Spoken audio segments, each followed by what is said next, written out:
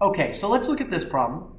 And what we're going to do is ask ourselves, is there a pattern in this sequence?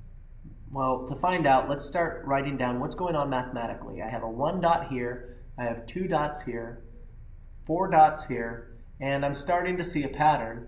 These dots are doubling in size. So I'm just going to write that they double here, or it doubles in size. And let's say, hey, you know what? Mathematically, that's like taking 1 and multiplying it by 2 to get 2. Taking 2, and if I multiply it by 2, I get 4. And if I take 4 and multiply it by 2, I'm going to fix that multiplication symbol, I get 8. And if I take 8 and multiply it by 2, I should get 16. So let's fix that 6 as well. And yeah, not liking it, just going to fix it.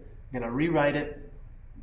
And we'll say if we took 8 and doubled it or multiplied by 2, we'd get 16.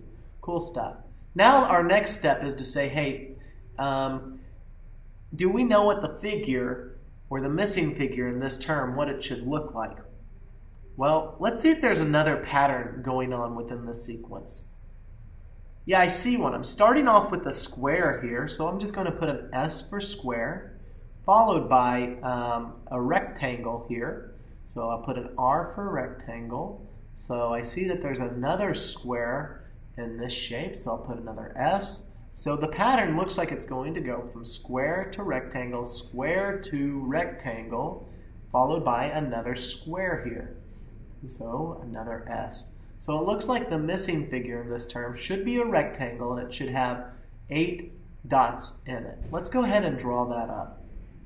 So the first thing I want to do is just put a rectangle down here. Okay, and then I'm going to follow that up by putting 8 dots inside. So here's 1, 2, 3, 4, 5, 6, 7, 8.